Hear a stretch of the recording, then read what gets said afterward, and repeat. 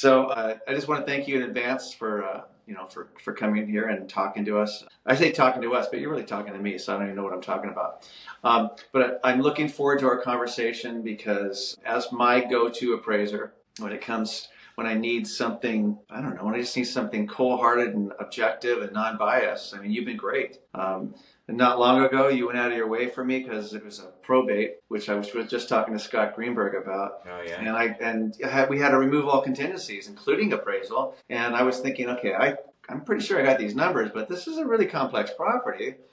And so that's why I called you and said, hey, can you make sure I'm in range so that I don't get my clients in a lot of trouble? And gosh, within an hour or so, you told me, Scott, you're going to be good. Don't worry. Stop being such a baby. And I wiped off my tears. And so thank you for that. But you're very highly respected in the industry. And I've heard only great things about you. And you've been great to me. So I just want to say thank you very much, Glenn, for that. I appreciate you. It's my pleasure. I love helping out and providing that unbiased kind of just, third party look, the cold-hearted look, just I love being able to provide that to where you feel comfortable, because it's hard when you're in the deal, you are part of the deal. So therefore you're emotionally tied to it. That's just human nature. There's nothing wrong with that, but it's good to recognize that, hey, let's get somebody else, who's not tied into it and see what they think. And, absolutely. Really my role. That's what appraiser's role is supposed to be, is that unbiased, cold-hearted analysis type, look at things. Well, you were extremely helpful to me, and I just want to say thank you to that. And in the end, we ended up getting that deal because if I couldn't with confidence say we can remove the appraisal contingency, then I would have had to advise them differently. But I felt very comfortable, and they made their decision based on really great information, and they got the deal. Yeah, good. Great to hear that. I actually think they got it at a really good price too, because it's so much land, and there's 2 APNs. The upside to that property is fantastic. The two APNs was a big deal to that. I remember that. That's the difference between 2 APNs and not, and where the house sat. Relatively right. Speaking, you can go up top. All you do is do a lot line adjustment, and you can have beautiful view property up here. There's another one over here where the warehouse was and stuff. And I really and I also like the fact that when I called you and I said, okay, look, the pool's covered, but it's empty, and this, and it's not lendable. How is that going to happen? And so you talked me through that too, and so that we can, okay, this is how we approach it to protect the deal. And so that's one of the reasons I really like working with you. Yeah, there's a lot of complexities, so it's good to be able to answer questions. Yeah, you're a complex guy. Yeah, that's it. So the name of the show. It's Real Estate Hell with Scott and Nell. And it's Real Estate Hell is because it rhymes with Nell, so that's really nice. There you go. But that works. But what we were going to do originally, it was going to be Real Estate Pro Tips with Scott and Nell, and I was in a thread with my team, and it was like, oh, I got such shit over that. Oh, snoozeville, everybody's doing that. What are you doing? Yeah. Stop. And one of the guys, being a smartass, says it should be Real Estate Hell with Scott and Nell, and he's totally messing around. And I went like, wait a second. Actually, I think you stumbled on something. And he started elaborating on it, and it was so creative. And he goes, it's a conversation, man. It's this. It's not an interview, man. You're talking. You're at the bar, man. And you guys are just talking about stories. Yeah. Yeah, I think that stuff is definitely more interesting. It's the type of things that I'd rather watch than, pro tips. Yeah, that's a yawner. Yeah. Sure. That was Snoozeville. And I was this close to pulling the trigger. And I'm a creative guy. I need help. What can I say? I need help. Yeah. So let's talk about, I'm sure you have some great stories, and I would love to hear, whatever you think would be fun to share, and then we'll go from there. Yeah. I've had a lot of interesting stuff over the years, but as far as like real challenges, stories that you probably wouldn't come across on a regular basis. There was one several years ago where the people had put an ADU in the back, but they got its own parcel number for it. So it's a purchase, and it's a house with a lot, and within the lot there was a parcel for the ADU only, and it was the mother-in-law was the one in there. She had paid for it, and somehow they had gotten it recorded that way. So it's sitting there. It's it's surrounded by the rest of the parcel, but it's its own parcel within a parcel. So of course, wait, where is it located on the lot though? It's in the backyard. Okay. Yeah, I mean, you Because you can made get it sound to like, okay, it's right in the middle or something. Well, it's in the backyard off to the, right a little bit, but it was, I mean, Uh-huh. it was, it wasn't parceled out with like an easement or anything like that. It Mm-hmm. was, there was access, so you could get access, but there wasn't a recorded easement for it. So, but there's a recorded parcel. Mm-hmm. So it became a challenge just as far as for the lender to be Mm-hmm. conforming to the program. They have all these requirements, and how do we appraise it, and what do we treat it as? And so, and I, of course, I go back to the lender and I'm like, give me all your title stuff. Here's the situation. How do we Mm-hmm. want to approach it? And lenders a lot of times don't like to tell you as the appraiser what you should do. They're like, oh, you need to, you do what's the right thing or the best thing. And of course, then you do that, and they come back, can you do it the other way? Yeah, of course. And the value didn't necessarily, it didn't make a difference. It was just, how do we handle it? Mm-hmm. So, because it was basically part of the transaction, they were giving it a value that was in the transaction. They were treating it like it was this $350,000 part of the transaction, Mm-hmm. but the ADUs weren't worth that much. This was, early on. It was like just pre-COVID, so there was no, the market hadn't matured for ADUs. Right. It's still maturing actually too. So, the issue is just going back and forth with the lender to figure out, what do you want? How do you want us to handle it? The proper way to handle it, the proper way to attribute value, and that type of thing. Exactly. And it was just a really goofy thing. I've never seen anything like it. It's actually kind of what they're talking about with the new law, the condoization of an ADU law. It's Mm-hmm. essentially what had happened. It got its own parcel number, and that was the oddball thing about it. Typically, they're permitted, they're part of, but they're on the parcel. There's no separate parcel and that kind of stuff. But so it's kind of what was a precursor to the concept of the ADUization or the condoization of ADUs. Did it have its own utilities? I don't remember that, to be honest with you. And because I don't think it had its own utilities at that point. Okay, so you really couldn't sell it separately. So just to me, I don't know how they got the humble APN opinion, in the first place. What's that? I don't know how they got the APN in the first place, because it didn't meet all the criteria for a lot split or a easement lot, or it was really weird. It just had its own APN on the other lot, not adjacent to it. Like there was behind it was not part of the lot. Behind it was part of the rest of the lot. So it's like it was like a rectangular island cutout within a big rectangle, and right. surrounded on all sides by the rest of the the lot, the yard, essentially, because it was in the back. So you couldn't sell them separately or anything. It was not in the way it was set up. Now you probably could. I would wonder if because to me it just seems like, okay, so the value is as an ADU, and it gets less value per foot for the structure. That's kind of where my head would go. But then I think, but now you have two APNs.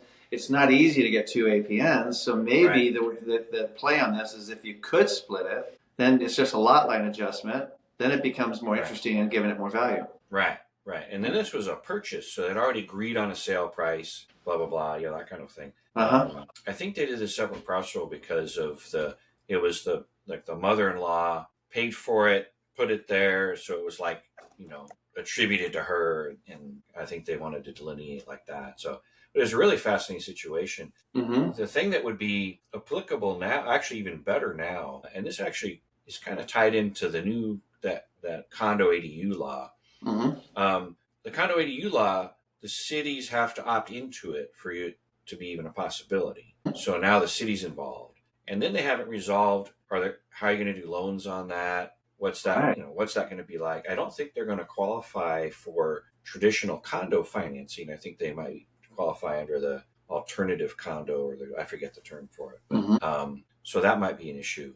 But of course, we've been able to do tenant in common since mm-hmm. the 1980s. So you could already sell an ADU as a tenant in common if you just tick their property. So if you do a tenant in common agreement, and it's a fractional interest tenant in common, where you can sell the right to occupy it separately, just like they're doing in LA. But you can already do that. We don't need that condo law, that ADU law, to do that. So, my thinking when everybody starts asking questions about that law is, who cares? You can already do a tenant in common. You should do that. Right. But it's called something else. Yeah. That sounds so complicated, though. I mean, to have someone not more complicated than the condoization of an ADU. Okay, that's fair. Now that's complicated. Uh-huh. And then the government has to get involved in that. The government has to say in the city or county, yes, we're going to do that. Because if they don't say that, you can't do it. Doesn't matter. But a tenant in common, you can do it. Doesn't matter. Mm-hmm. You don't need permission for a tenant in common.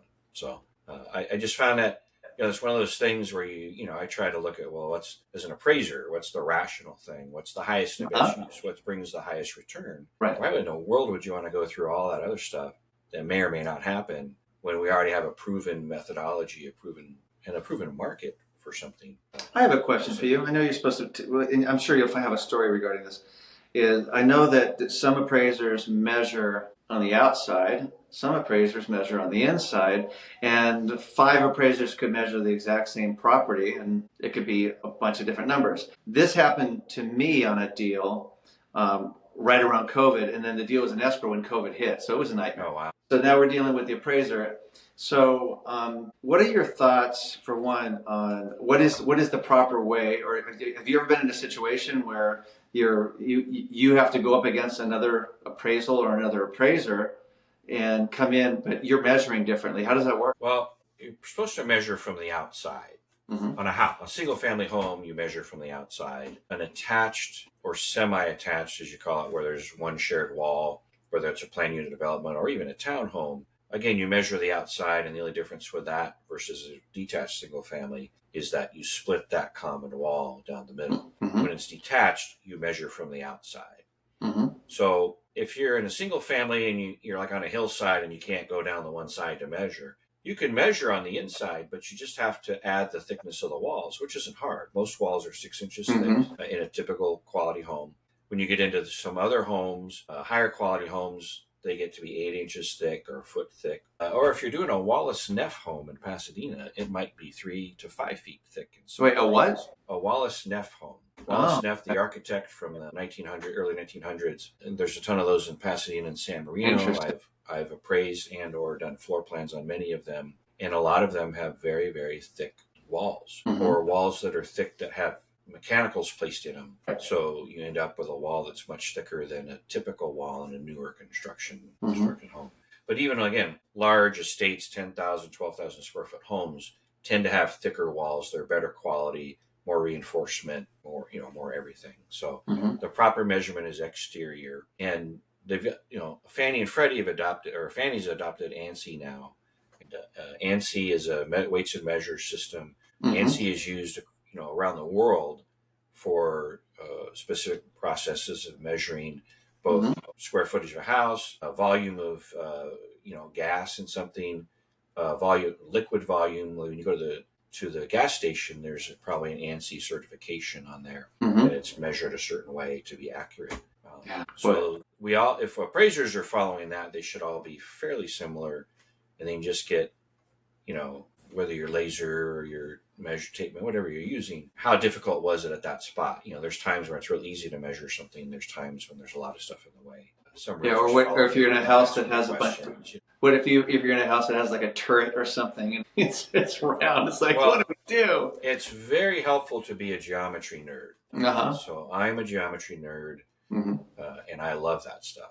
Uh-huh. So a turret, there's a methodology for doing it, and I teach, the appraisers that train under me, I teach them how to, use geometry to do an accurate job. We measure angles. We do all sorts of things. So today I was in the Greta Garbo house for a refinance. And it has a garage at an angle. And then on the other side of the house, there's these curved sections. So there's one little minor curve in the back, and the front kind of curves out and then back in and then straightens out. But there's methodologies to all of that. Understanding geometry is important. And that's the one thing with appraisers. Not every appraiser is naturally skilled at that, and nothing wrong with that. It's just you got to figure out a way to make sure you're as accurate as possible. Yeah. Especially now as the values get higher, obviously, how big the house is makes a big difference in the value. Yeah, all of a sudden you got an extra 100 or 200 feet at 1,000 or 1,500 a foot. It's a game changer. Well, one thing about that, though, is at that 1,000 a foot, probably 800 of that or 750 of that is the land. So that's just something I do when I speak at agents at classes or agent offices, to make sure you understand 100 square feet at 1,000 a foot doesn't it's not 1,000 a foot. It's whatever the contributory value of the home to that value. Mm-hmm. So if it was 300 a foot or 250 a foot, it's at that number, not the 1,000. But even then, Right. it's still a big number. It still can have a dramatic effect. Well, it's something a lot of agents throw around is price per foot. And well, I think price that per foot's easy to understand. Yeah, definitely. And I don't, it's not the proper method in most cases of valuing a house. But if you use it correctly, it certainly can be effective. And again, it's easy to understand. It's a piece of data that's relevant. It's just a matter of, in statistics, you want to get the data that's actually similar and relevant before you talk about that. So, well, sometimes what happens is we're valuing a property, and so we're getting a range of value. And someone says, let's say they have a 3,000 square foot house, and what's going on, similar lot and everything in that area is going, let's say, between $850 and $950 a foot. They're going, yeah, but look at this one. This one went for $1,100 a foot, and mine's better. I said, yeah, but that's 1,000 feet. Right. It's not a comp. Well, that's one thing too, though. Number one, picking comps is really important. It's the key as an appraiser to being accurate. If you pick the right comps, you're pretty much, it's hard to screw it up. Not that appraisers don't, because they do. But picking the right comps makes a big difference. And the one thing you have to understand about price per square foot, because the value's in the land, that the bigger the house, the smaller price per square foot. So when you chart 1,000 to 4,000 square feet in a neighborhood, the 1,000 square foot homes are selling at $1,200, $1,300 a foot. The 1,500 or less than that, and the 3,000 are at $850 to $950. And there's you can just see it go down the chart. So there's a range for your square footage. And the other things that contribute to that are condition, amenities, pool, spa, tennis court, ADU, gold toilets. maybe in your listings. Yeah. What I always do, our team, it's our team policy that we're at all inspections and we're at the appraisal. So if you give me a call, the first thing I'm going to do is respond to you right away, be very nice and respectful to you, and then I'm going to bring comps that are within range, that I really believe are real, and knowing that you're only going to use them if you really think that they're valid. And I get that. Right. But I like to bring it just to show confidence in where we're at. And then we always make sure that we have a list of highlights. HVAC is 2 years old, kitchen was remodeled, So I just go down that, tell them how many offers that we got. And at the end of it, I'm going to, now you have a good snapshot. Of course, you're going to dissect it to make it real, but I'm going to pitch it the best I can, but it has to be realistic. And so that's what we do on every listing. Yeah. Well, I really encourage appraisers to accept information from agents. There are appraisers who are like, no, I can't accept that. Yes, you can. Yeah, if you don't understand that, you just need to find another job, in my opinion. Because you can accept information, even if it's the worst, it's a 3,000 square foot house, selling for 900 a foot, and they bring the 1,500 square foot comps at 1,200 a foot and say, see, it's no problem. It's like, you just throw them away because they're no good. But you still accept it. Because you might get the one comp that didn't show up in your search for whatever reason. It could be geocoded wrong because you did a radius search, or you drew a map search, or the square footage is 10 feet outside the range you put in, but that things might happen. Still be relevant. So you don't want to miss anything as an appraiser, in my opinion. You want to make sure you have everything. I also teach agents, make sure the appraiser has everything they need to do a good job. So the list of improvements, all of that's relevant. We need to know that. Now, you're in the San Fernando Valley, so south of the boulevard, right? Big deal. So if the AMC sends some appraiser from Orange County doesn't know what south of Ventura Boulevard means, you need to educate them. You need to make sure. Now, you understand that south of the boulevard, this or that, or in a lot of areas, it's north of a certain street or west of or school district, whatever the situation is, you need to understand what effect there is on value, and you need to make sure, and just mention the appraiser, hey, the buyers really prefer south of Ventura Boulevard. Right. And so we generally don't pick comps from north. But if you do, you might want to analyze the markets and see what the difference is if you're forced to pick a comp. But it's giving them information. It's not, so that, and then a good appraiser is going to take that information and filter it out through the filter that makes sense.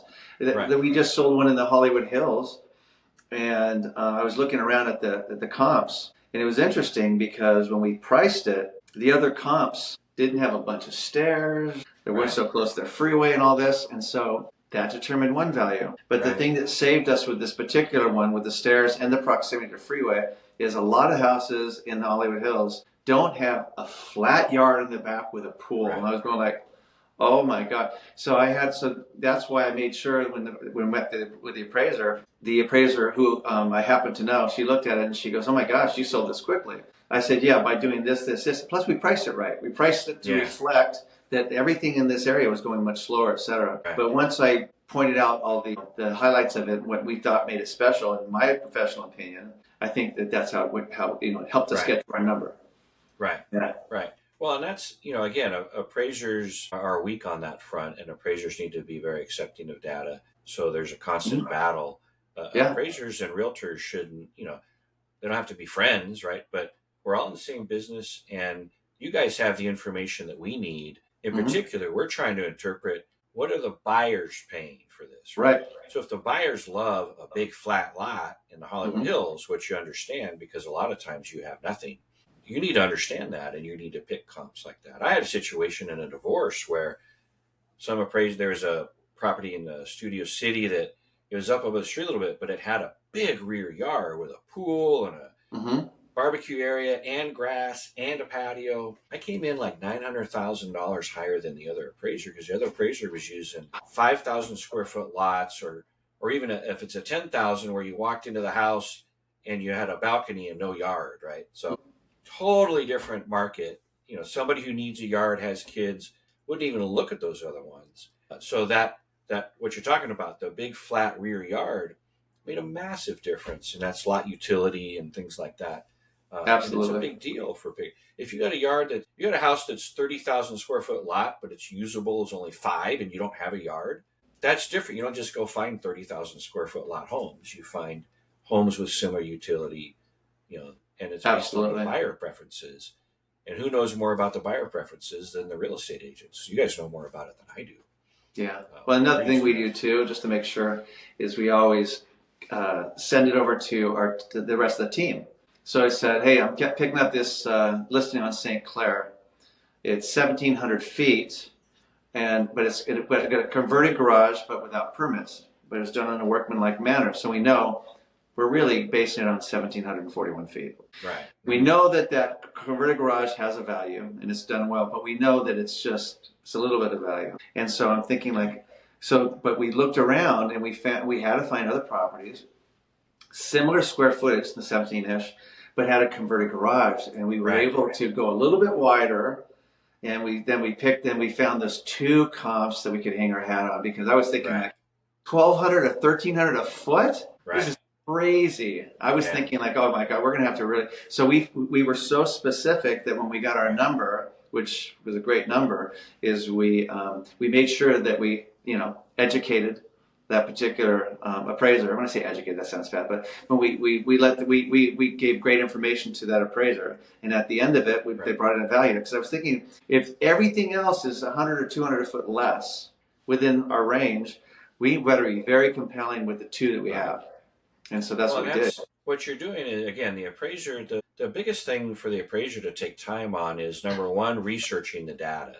So when you have that unusual situation, the converted garage, the non-permitted ADU, the helicopter landing pad, right?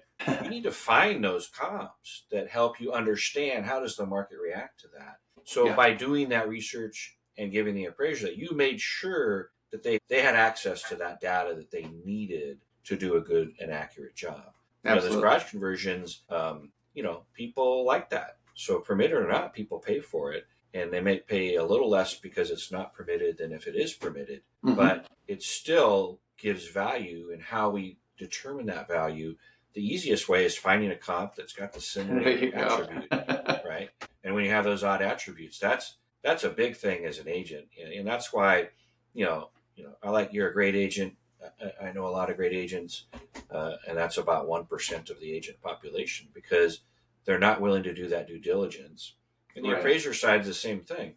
There's not a lot of appraisers who are willing to put that kind of work in, or they've accepted an AMC fee that doesn't encourage you to put the due diligence. Right. Right. that is required to do a good job. Some appraisals are easier than others, and whatever the assignment is, you just got to do the due diligence to make sure you get it right. Agreed. You know, Well, this is the way I look at it, Glenn, and I know you do too, is that we get paid well for what we do. And when I got into the business, I saw how much I was getting paid on a deal. And then, of course, prices have doubled and tripled in the past 20 years. And I'm going like, how can I not do that? Right. So if I go to a property and if one of a new team member says, do I need to be there for the appraisal? I said, yes. And for inspections, et cetera. We go down the list because who are we to get paid that much for a job and not really take it seriously? Yeah.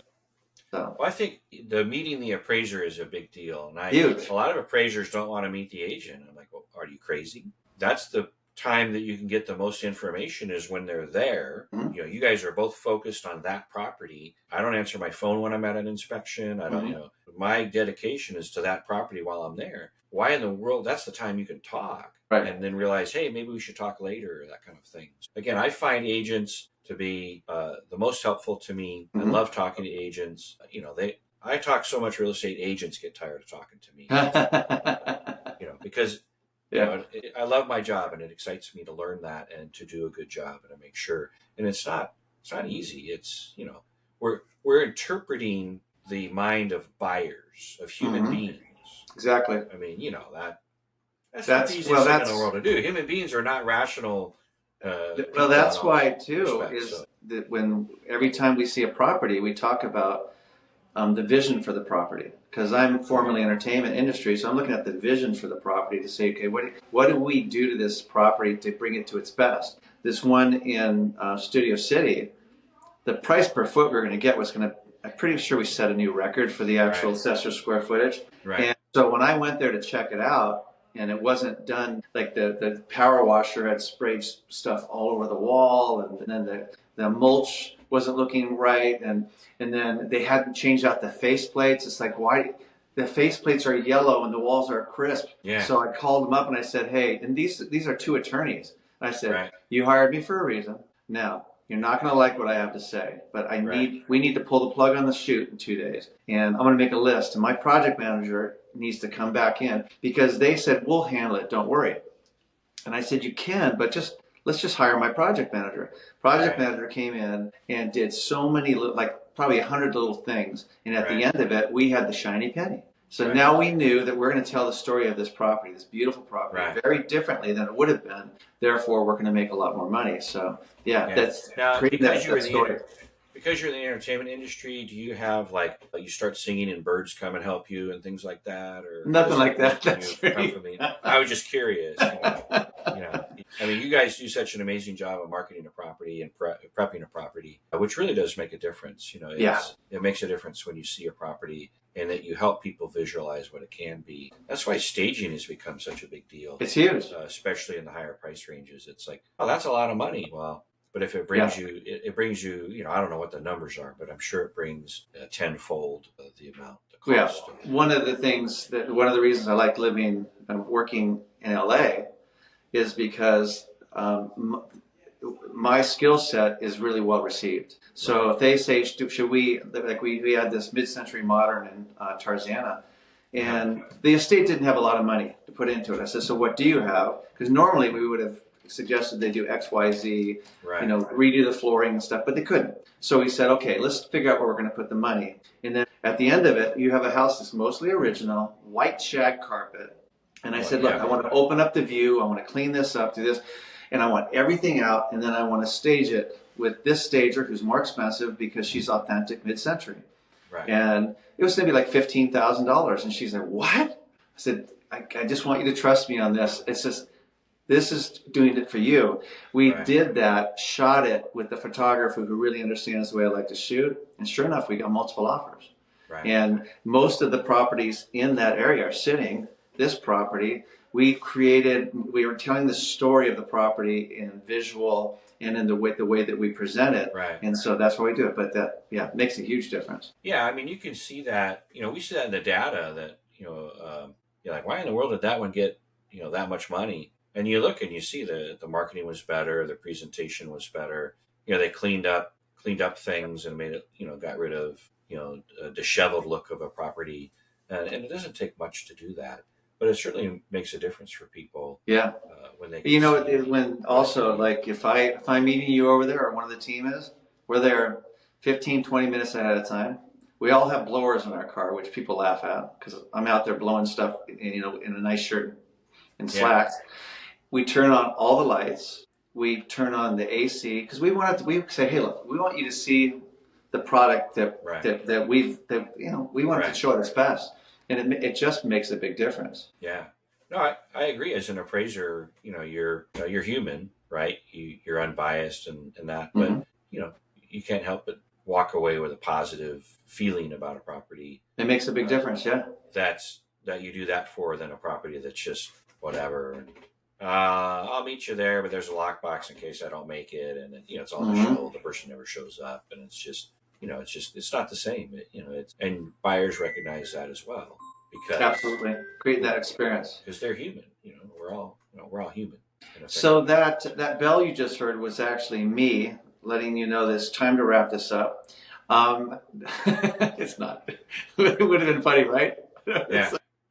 I would like if you have. It's funny. If you have a charity or a cause or something that's close to your heart, would love to hear what that is, so we can shine some light on it and post that for you. Yeah, for me, it's the Juvenile Diabetes Research Foundation.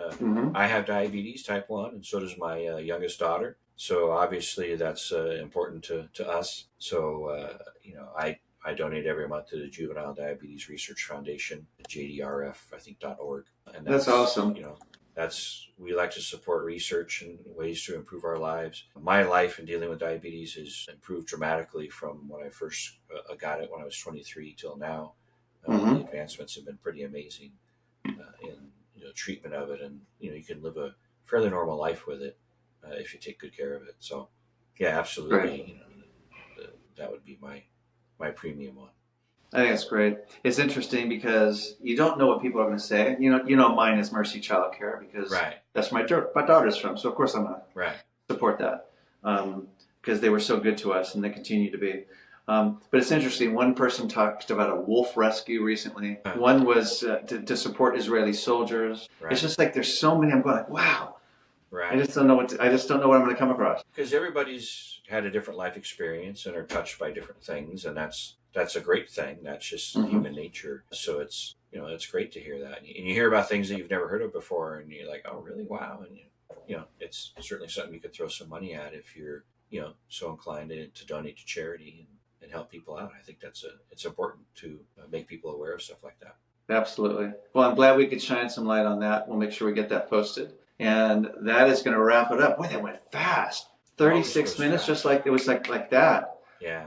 Every time. Well, again, I could talk about real estate all day long and just ramble on and on. So it tends to go pretty fast when I'm chatting, especially someone like yourself who's similarly passionate about the industry and the process. Well, I appreciate your kind words.